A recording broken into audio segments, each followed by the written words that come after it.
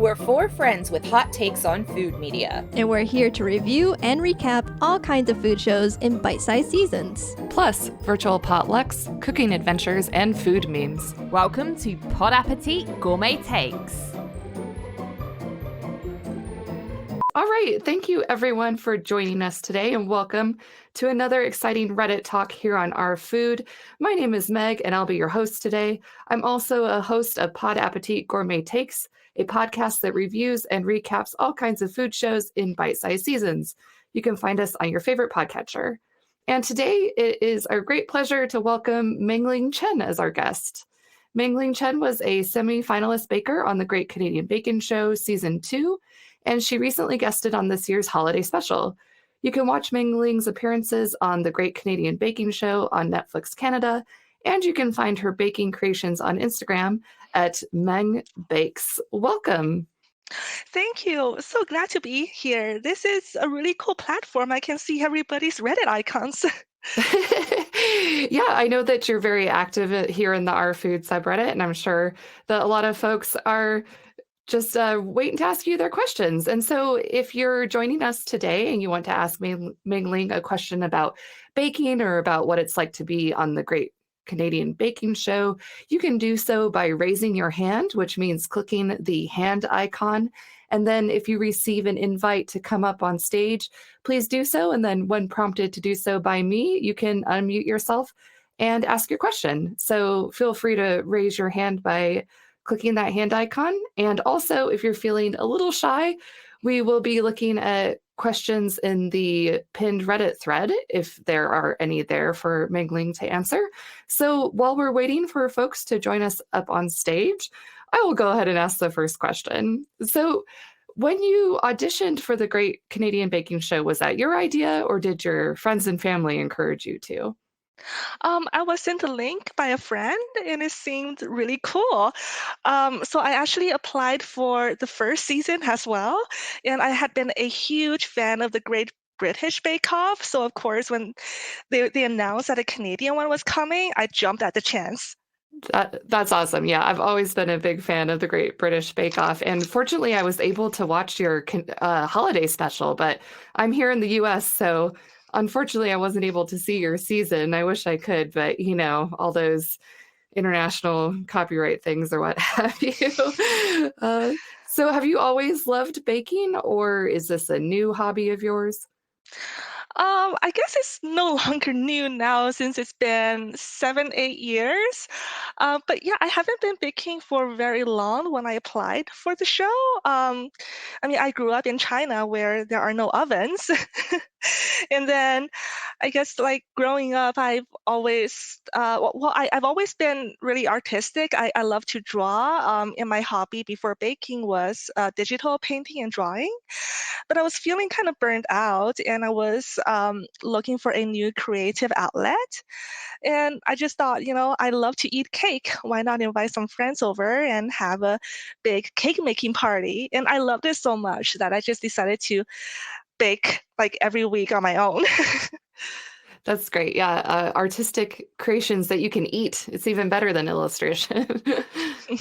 Okay, it looks like we have a question in the comments section. Galacton says, my grandpa was a baker. I may have some sort of genetic predisposition to baking, but I've never tried it. What are a few things I should try to bake to dip my feet into everything needed to become a great baker? Oh, wow. I feel like that's a really interesting question. Yeah, well, first of all, what is a great baker? To me, a great baker is just you being able to bake what you like and being happy with the results.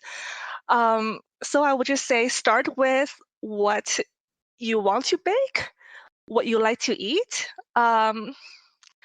Maybe start with going to some reputable websites like King Arthur Flour. It's a really good reputable website, and Sally's Baking Addiction is also another really good baking blog that I love. Like all the recipes are tried and tested, and just try to maybe start with box cake mixes. Like there's no shame in starting with boxed cake mixes. That is where I started.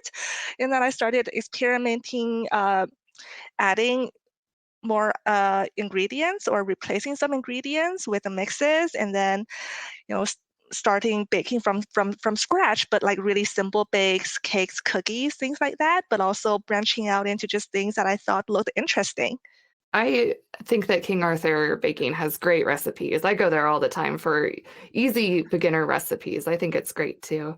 So I'm hoping you can indulge me a little bit, Mengling. I would be really interested to know, like, what does a day in the life of filming the Great Canadian Baking Show looking like from start to finish? If you could walk us through what that filming process was like. Okay. So apologies in advance for being vague because I'm not sure how much I am allowed to say. And I know that each season is a little bit different.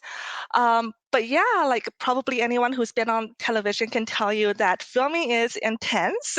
When you're filming on the day, it is a long day. You rise very early and you sometimes don't get home until well after dark. Um, yeah, but it's also like a lot of fun. I mean, there are a lot of waiting because like there are a lot of logistics that they have to sort through. Um, but also like a lot of really fun moments. When it's downtime, you get to chat with your fellow bakers. Ask them what is their favorite buttercream, or ask them for baking tips. and and then you're in the makeup chair where they make you all beautiful, and you meet the judges and chat with the hilarious hosts, and you get to bake without having to wash any dishes afterwards. That sounds fun. So Dan Levy was one of the hosts during your season, is that correct? Yes. And please remind me, who was the other host, and what was it like getting to film a TV show with them? Oh, I mean, Dan was so cool to see. I mean, he is. I mean, I was kind of starstruck because, he's very famous, and yeah, he was on Schitt's Creek, and his co-host was Julia Chen, and I think they're actually really good friends. And Julia Chen is just such a sweetheart. Like when we're baking and we're not feeling confident or down about how it turned out, she'll just come over and then speak to you for a couple seconds, and you'll just like feel so much better afterwards. And Dan is just hilarious. He made so many funny faces on the show, and he is such a great hugger. It looks like it was fun, and I think that really translates to the screen. So we do have another question in the comments section. Hollow Dude 92 is wondering, what's your favorite thing to bake? Oh my gosh. I actually get asked this question a lot, and I still don't know how to answer, because I like to bake anything sweet. But I guess I most like to bake with more unusual ingredients, because I like to try new things, and it's always exciting to think, oh, what if I put this weird ingredient in? How will it turn out? Ooh, let's find out. It's like making a science experiment. But yeah, just anything sweet, and I like to experiment. Nice. And we have another question in the comments section. Farbook asks, is cooking in front of the camera stressful? I feel like cooking with a like a deadline is stressful for me. In front of the cameras, I don't really notice them. Um, yeah, I'm just like trying to hurry and try to bake what I plan to bake. Yeah, I like, for me, when I bake at home, I usually take 2 to 3 days to bake a single project. Like in the first day, I would bake one component, and second day the next. So it's very very relaxed, and I take my time. So it's very different for me to bake on screen. Well, three days. What was the latest bake you made that was a 3-day endeavor? Oh, I haven't been baking anything too complicated because I have a baby now. But I guess the last complicated baking project is my husband's birthday cake. So on day one, I would make the cake part. And day 2, while the cake is cooling in the fridge, I would make any fillings or decorations that I plan to put on. And day 3, I would make the buttercream and decorate. So, speaking of planning bakes, when you were on the Great Canadian Baking Show, how much time did you have to develop your recipes? Like, when did you know what the next recipe challenge was going to be? Oh, I know that varies from season to season, but we definitely get a heads up on what we need to bake for our signature and our showstopper, so that we have time to think about, like, plan out a recipe, get ingredients, and practice. Um, Sometimes it doesn't seem like they give us enough time, but we always make it through.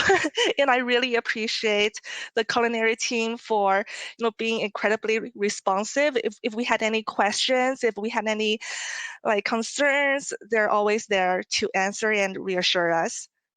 Speaking of not or having enough time reminds me of not having enough time. Are the technical challenges as stressful as they look? Oh, I don't know how stressful they look, but yeah, they're stressful, but also fun. And I mean, it's definitely different from baking at home. It's a different experience. Like, like I mean, it is what you see on screen. You get the time that you're given, and if you can't finish or you mess up, sorry, that's it.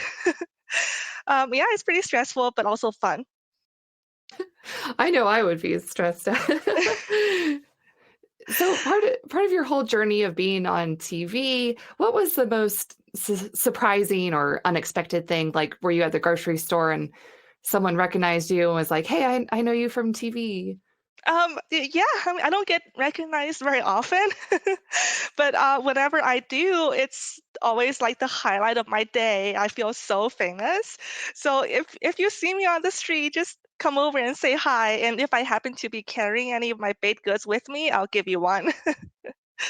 Oh, I'll have to go to Canada just in the hopes of getting some of your baked goods. So, you were recently on the holiday special for the Great Canadian Baking Show. What was it like to come back to the tent so many years later? It was a really weird experience. Like, you sort of remember that you were here, but also everything is kind of new, like new hosts, one new judge, and things aren't quite what you remember, but they are also really familiar. And yeah, it was also very exciting to be back and bake at the tent again and to have one last shot at winning the plate. Yeah, and you made this beautiful Chinese New Year cake for your showstopper. Would you say that Chinese New Year is your favorite holiday to bake for? Is it Christmas? Which holidays do you like baking for the most? Oh my gosh, I love baking for all holidays. I love any excuse to to bake for a party or for my friends and family.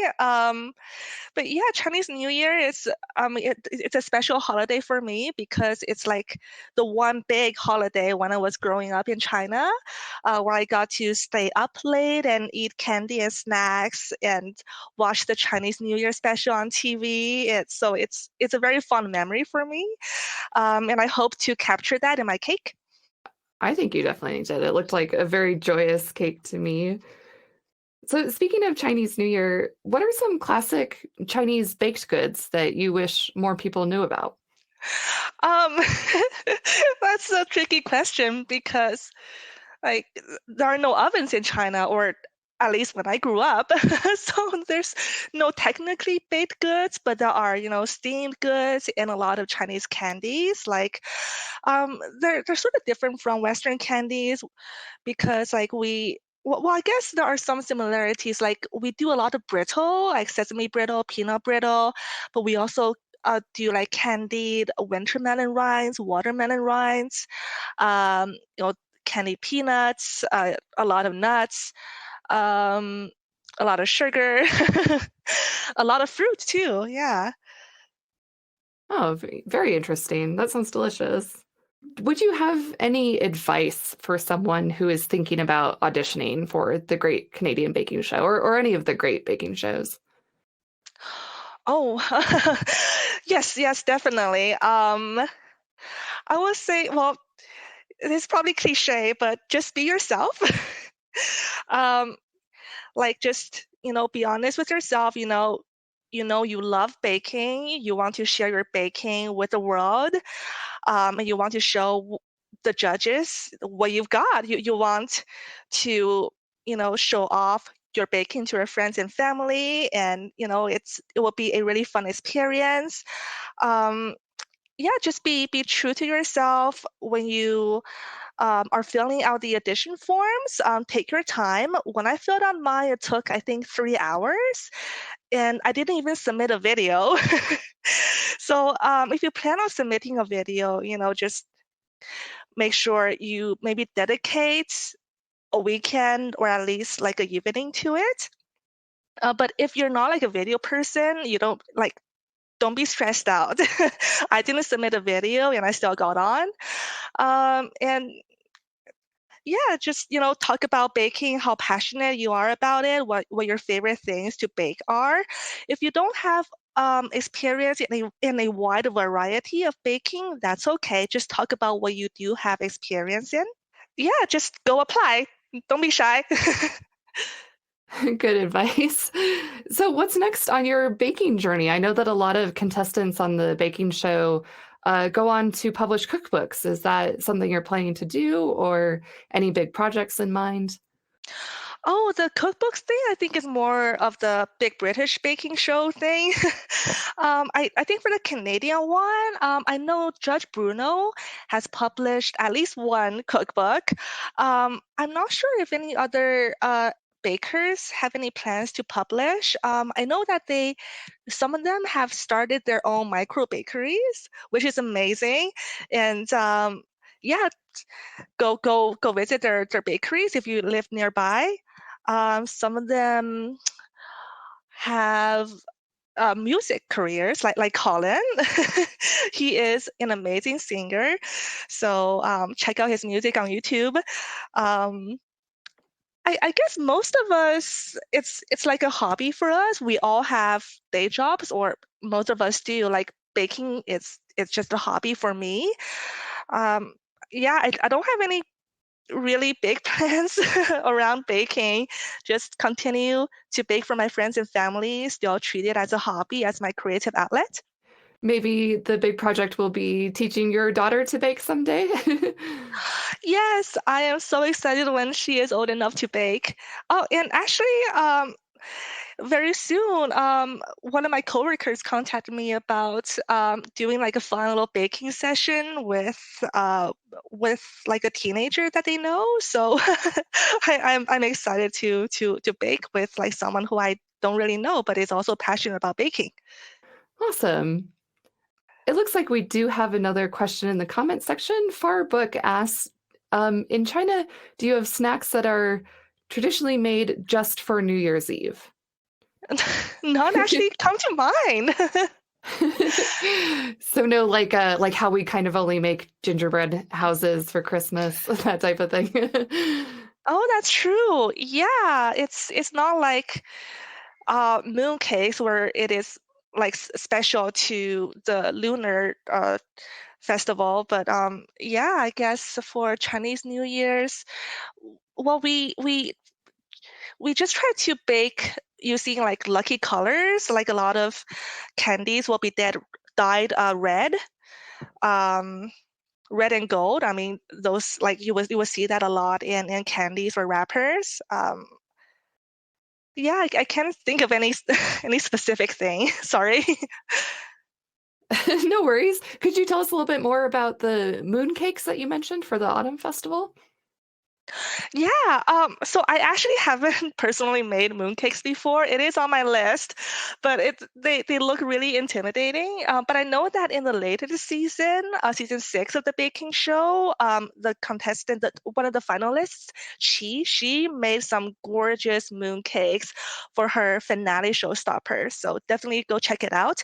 But mooncakes are like a huge variety of them. They can be baked or not baked and wrapped in what we call like a snow skin, which is like a mochi wrapping around a sweet filling. And they're usually quite dense and they look beautiful. Like they usually have some auspicious designs on them, like lucky characters or lucky symbols. I like the salted yolk moon cakes. Do you have a favorite flavor? Yes, my favorite flavor. I don't think I have like a traditional favorite flavor. There is a bakery around here that sometimes does like unconventional flavors for mooncakes, like mochi with yuzu or maybe taro or sake flavored. So yeah, I can't pick just one, but I like ones that are not too sweet. Like you mentioned, the egg yolk. I like that balance of sweet and salty. Now I want a yuzu one. That sounds delicious. Yeah, you can put anything inside, really. Yeah. You mentioned earlier that maybe one of your first creative endeavors was illustration, and I noticed you have a beautiful Instagram that's strictly your illustrations. Could you tell us a little bit more about that? Oh, sure. So that is at Meng Draws. So I have had like a DeviantArt account for probably the past 20 or so years now. But I like the Instagram format better, and I was thinking now that I have a baby, maybe one day she will be interested to see what I draw or what I drew before. So I thought it would be like a quick way to let her scroll through uh, my drawings. So I just started archiving some of my old drawings from DeviantArt to Instagram. And I mean, you'll probably see that a lot of drawings are like anime style because that's what I like to draw. I draw what I like. And some of them might look kind of similar. It's usually a pretty lady in some fantasy outfit because that's what I like to draw. Well, I think they're really beautiful. Would you say that your background in illustration has that informed the way that you decorate your bakes, or vice versa? Has cooking informed your illustration in any way? Um, yeah, I mean, they're both like creative endeavors. And I feel like when you're drawing, you sort of have to give some thought to composition or, just if it's pleasing to the eye. So I feel like I brought that over to my cakes, just try to make it look pretty and pleasing to the eye. And um, yeah, like I feel like I can be a little bit of a perfectionist when I'm baking, which is why I usually take 3 days because I like to give myself plenty of buffer time. If something doesn't work out, then I can do it again. If only there were an undo button in the kitchen. Oh my gosh, I know, right? And sometimes when I'm like looking at the photos that I took of my baking, I was like, oh, if only I could like move these elements 2 pixels to the right, it will look much better. But and I know there are programs where you can edit these, but I'm like, oh, you know what? Like I'm not perfect. It's just baked goods. It's all getting eaten. I'm just gonna post it, but it bothers me sometimes when I look back at the photos and like if this was a drawing, I would have totally just like moved those 2 pixels. This is a question that I ask a lot of our Reddit guests, and based on what you just said, you have beautiful food photography. I really encourage everyone listening to check out your Instagram account, Meng Bakes. Beautiful food photos. I'm always trying to up my food photo game. So, do you have any advice for taking or staging beautiful food photography? I have no professional experience on that. Like I just uh, do my own thing. Like I've never taken a class or anything. And I don't think I'm really good at it, but I try to do better every time. And I do think that the photos I take now look a lot better than when I first started out. So first, I try to get natural lighting whenever I can, um, because if I do artificial lighting, even if it's within like a light box, which a lot of pro photographers do, it just doesn't look quite as good as natural lighting, especially during like the golden hour, which is when it's near sunrise or sunset, when the light is not as harsh. Um, what else? What other advice, I guess? I take all my photos just on my smartphone. So if that is also what you do, if you don't have a camera, just pick a smartphone with a good camera if you're able to. Of course, not everybody has that privilege. But when I was looking to upgrade my phone, I specifically chose a Pixel because I heard that they had good cameras. And I guess I just experiment with different settings on the photo app on your phone. There are like so many different settings that you can use to photograph your cakes. I usually like portrait mode, which blurs out the background, and then you can edit it to make the colors brighter, sharper, more defined.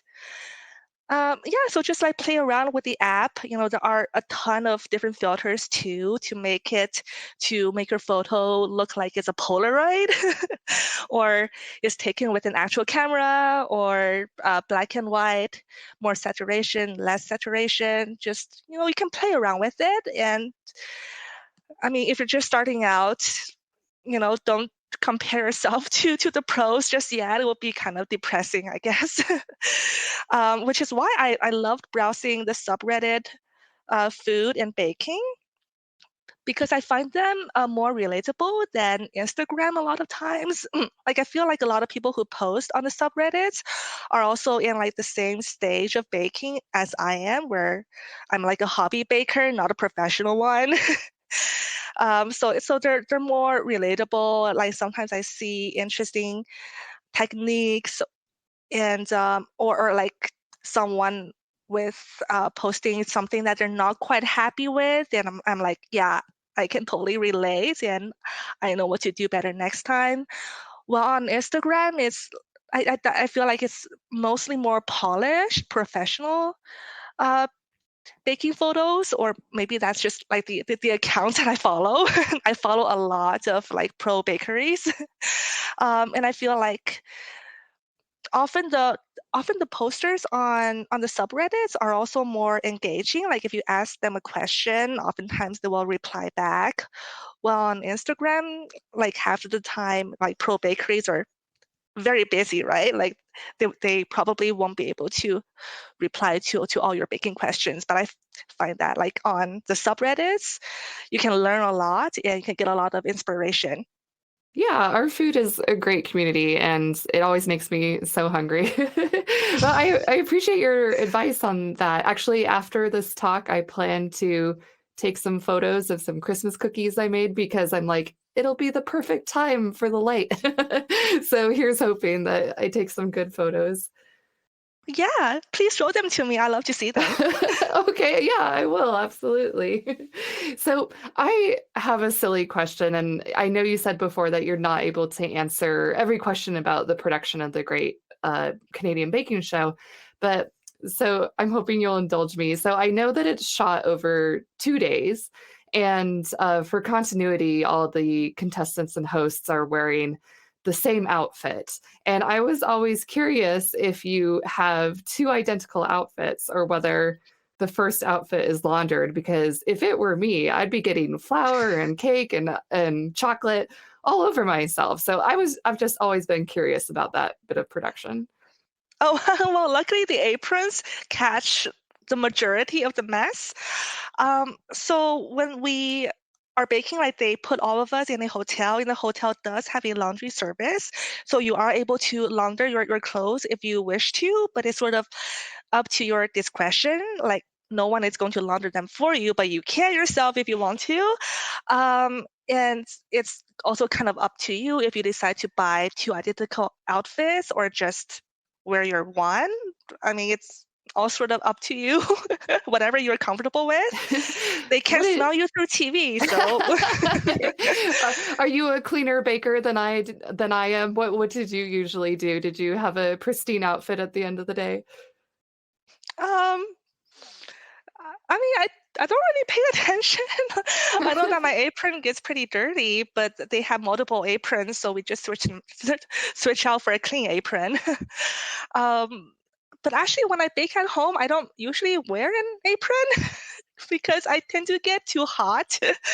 And I just like dry my hands with towels that I have laying around. So I guess I'm a fairly clean baker. I don't like to make a lot of mess because it's me who has to clean it up at the end of the day. So, if I make a mess, it's just more work for me. That was probably a nice thing about the show. You didn't have to clean up your workstation. Oh, absolutely. All right, we do have a new question in the comment section. I am Ty Lombo says, some people try fixing overly salty food by adding diced raw potato. Does that work? I've never heard that before. Do you know anything about that? Oh, sorry, I have no idea because I don't like to cook. I just like to bake sweet things. I mean, if it's overly salty, probably adding more neutral ingredients will reduce the salt no matter what you add. But I really don't, I'm not an expert in that. Sorry. Adding raw potato probably wouldn't fix very many bakes, I wouldn't guess. No. Looking at your Instagram, I see that you have an adorable dog. Can you tell us a little more about your puppy? Yes. Oh my gosh. I can talk about my dog all day. She is actually laying beside me because I have treats. She is a Kaysan. That is her breed.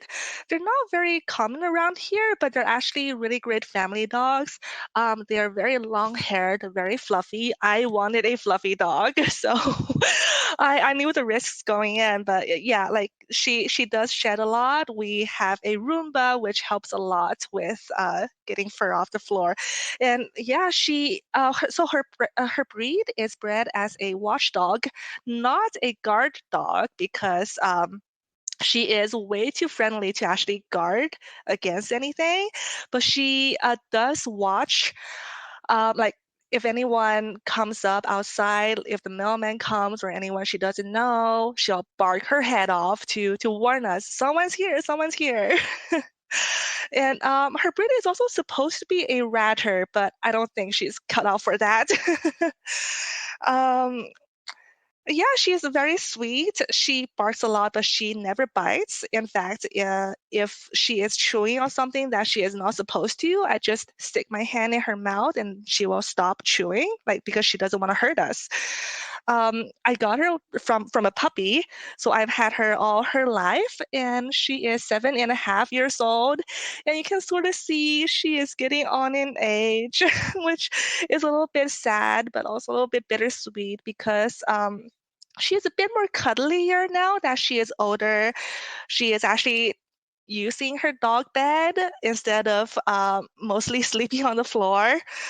And yeah, she is still just loves to beg for human food. She loves cheese. She loves anything dairy, actually.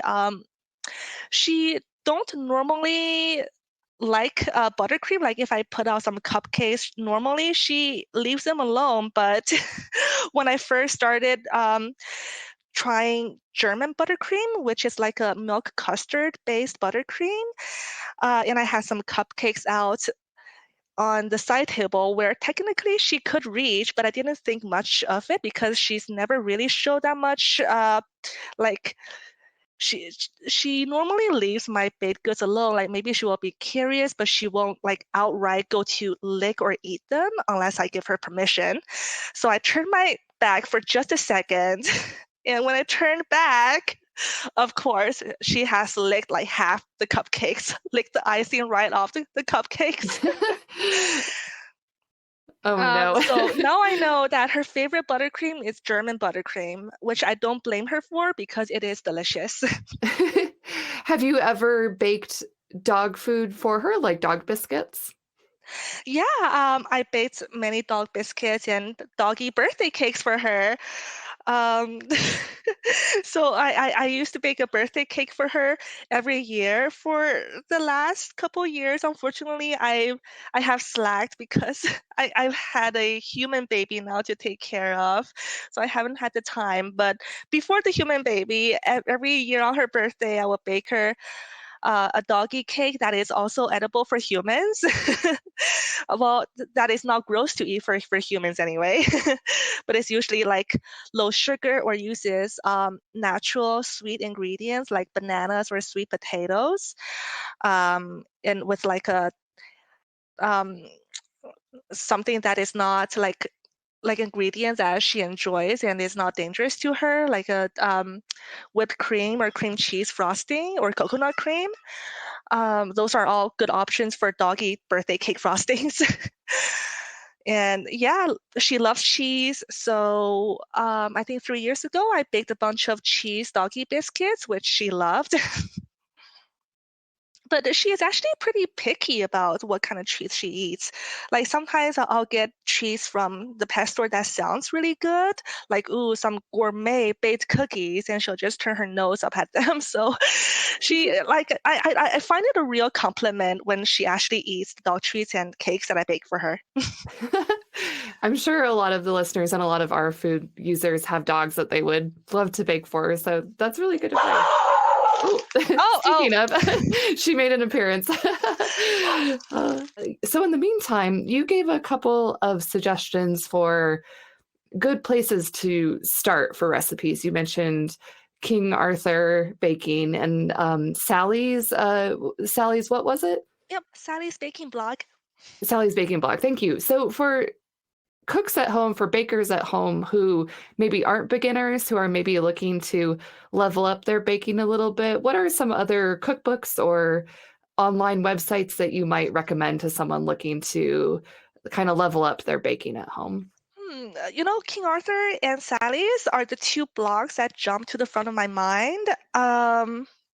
Well, I guess another blog, I guess to self-plug, is a baking blog that the winning baker from my season started. It doesn't have very many recipes, but it has a few from bakers of the Great Canadian Bake Off. And it is, did I link it on my Instagram?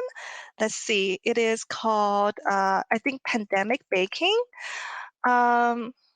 Let me look it up. Sorry, I don't have the link right now, but yeah, I can like link it on my Reddit profile later. But yeah, it's just like a short collection of recipes from bakers who was on the show. So like I have my trust in them, and I also have a couple recipes on there as well. My go-to chocolate chip cookie recipe. It is formulated exactly how I like it. And I have a cream cheese mousse recipe up there and a brown butter almond cake recipe as well. Yeah, if you are able to link that, I would love to check that out, and I'm sure the listeners would as well. And there's also the Reddit thread, and one of us will put that there that people can look back to as well. So you mentioned your chocolate chip cookies. Would you consider that your signature recipe, or is there something else that where friends and family come over and they say, "Oh, I hope you've made fill in the blank"? My friends and family, they know that I love to experiment with new recipes. So they always just give me total creative license to bake whatever I feel like baking at the moment. They're very kind to never make requests, and they always give compliments. And that's my payment. As long as you enjoy my baking and compliment me a lot, I'll take it.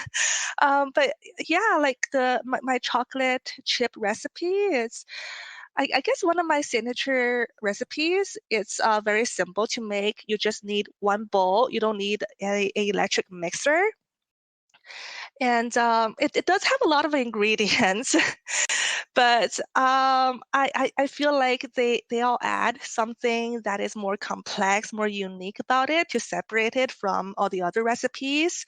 Um, for example, I like to add just a tablespoonful of caramel to make the cookies flatter because I like a cookie that is crisp, crunchy, and caramelized around the edges, but still kind of soft and chewy in the middle, almost undone. So it's like best of both worlds.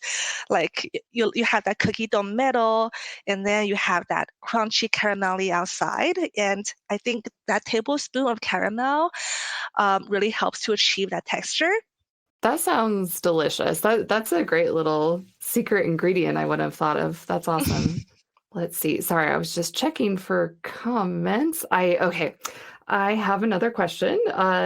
So you said before that you kind of have a hard time choosing like your absolute favorite thing to bake, but do you have a type of baked good that's your favorite? Like, do you enjoy making cookies more than cake? Mm, oh. It's like choosing between your children. I really can't really choose a type of baking, but I know that I wouldn't choose bread as my favorite thing to bake. Because it's a lot of kneading and you have to have like strong arm strength, even just to unhook the bowl from your stand mixer. So basically anything except bread. Don't tell Paul Hollywood that. My apologies. I was seeing, I thought there was a comment in the comment section, but I missed it. Okay. So you also mentioned before that you like experimenting with weird ingredients. What's something really weird that surprisingly worked for you? I baked with miso before and I really enjoyed using it. So there are a lot of different types of miso. And there is a white miso called sweet white miso that is the least salty but has the most miso flavor compared to the salt content. So you can use that in place of salt in some of your bakes if you want a little bit of that like funky umami flavor. It is the same logic behind why some recipes will call for adding soy sauce instead of salt. So like miso paste and soy sauce are like really, really similar, but also like kind of a different umami profile. So if you are making something that that has like a caramel profile, maybe you can consider adding that in, like a salted miso caramel or salted soy sauce caramel. I think that would be really interesting. And it's also like the same logic behind why some recipe will have you add a acid like lemon juice to the caramel to sort of cut the sweetness. So it's like a deeper, more nuanced flavor. So you were mentioning putting caramel in a cookie. Would you say that miso paste would be good in that type of cookie as well? Oh, absolutely. I'm pretty sure I've made that before. um, but yeah, like cookies or bars like pecan bars, anything where you think a touch of complexity would help. That sounds great. So you said when you first were on the show that you were relatively new to baking. So are you entirely self-taught, or did you learn to cook at the side of a family member when you were young? What's your cooking journey been like? My cooking journey has mostly just been learning by myself, uh, visiting different online blogs, and of course, browsing the subreddit food and baking a lot. Um, just, looking at what kind of recipes or interesting ingredients that I want to try out and experimenting. Um, I learn best by just doing it myself. I can be kind of impatient. So I feel like if I were to take a class, I might like lose concentration or patience in the middle of a lecture. Like if the professor is talking about something that I'm not interested in, I might just zone out and that's not helpful. So I just like learn at my own pace, um, bake things that I want to bake. And of course, eventually as you bake more and more, as you practice more and more, you get better naturally. Yes, absolutely. Would you say, have you had any memorable baking disasters? Oh man. Yeah. I feel like almost every other bake that I do, they don't turn out exactly how I pictured it in my head, but I just try to like go with the flow and think about what can be done to fix it. I guess one example that came to mind was a Christmas cake that I made. So it was for a large family party that's in the pre-pandemic times where I was asked to bring a cake. So it's a very special occasion, a lot of pressure, even though it's everybody I know, but it's gonna like a lot of people was gonna be there. So I baked like a vanilla and red velvet cake with a jam filling and like a caramel spiced frosting on the outside. So it's a bigger cake than I typically bake because it's for more people. So it was kind of heavy, and the top cake layers was squashing down onto the jam. So when I first assembled it, it looked fine. But then after an hour or two in the fridge, I started seeing that jam was leaking out the sides near the bottom, like between the bottom and the second bottom layer, jam was just like spilling out. It was like, oh my God, what am I gonna do? I can present this mess to all these people. So just thinking, okay, what can I do to cover it up? And one quick frosting that you can make is like a 7-minute frosting where you whip together sugar and egg whites. So I did that. It's like a fluffy meringue frosting. I covered, so I like tried to scrape out as much buttercream and jam from the bottom as possible so that no more was leaking out. And then I covered the bottom with the meringue frosting, and then I toasted the meringue frosting. So it's like a toasty marshmallow wintry vibe. And I think it really worked. I was really happy about how I saved the cake. It really sounds like you saved it. I probably would have just given up. That's hilarious. You know what? It's not a baking question, but I'm going to pass it along anyway. Pungicity, my apologies. They ask in the comment section, what's your favorite insect or arachnid? Ooh, I know what my least favorite is as spiders, but my favorite, I guess to give a cliched answer, butterflies because they're pretty. Yeah, any pretty insect I like. So yeah, just I do not like spiders because their webs freak me out. You know what? That reminded me on the latest season of the Great British Bake Off, one of the bakers used crickets in one of their bakes. Would you ever consider using insects as one of your weird ingredients in a baking recipe? Oh, absolutely. Yeah, I actually remember seeing cricket flour on sale, and I was really tempted to get it to try it out. So maybe next time I see it, I will actually take the dive and purchase it. But yeah, I 100% believe that bugs are the protein of our future. Is that a weird thing to say? No, I agree 100%. I think that we should all be eating more bugs. All right. Well, thank you so much, Mengling, for for sharing your afternoon with us. We really appreciate it. And thank you to everyone who is listening. So where can folks find you online if they'd like to see more baking from you? Oh, yes. You can find me on Instagram at Meng Bakes, MENG Bakes.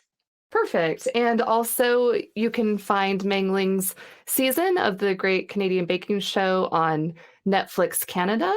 And I believe you can watch this year's holiday special on Gem TV. Yep. Okay. On CBC Gem. Okay, perfect. All right, and thank you for everyone who joined us today. We do not have another talk scheduled quite yet, but keep an eye here on Our Food to see announcements for future talks coming up. And if you'd like to hear more from me, I host Pod Appétit Gourmet Takes. You can find us on your favorite podcatcher or go to podappetitpodcast.com. Thanks once again, Mengling, and happy holidays. Thank you. It was so fun being here. Happy holidays to you too. It was a pleasure. Thanks for chatting. Thank you. Bye. Bye. Thanks for listening to Pod Appétit Gourmet Takes. We'd love to hear from you, so find us on Twitter and Instagram at pod_appetit. And on Facebook at Pod Appétit Podcast. You can also email us at podappetitpodcast@gmail.com and find all of our episodes on our website, podappetitpodcast.com.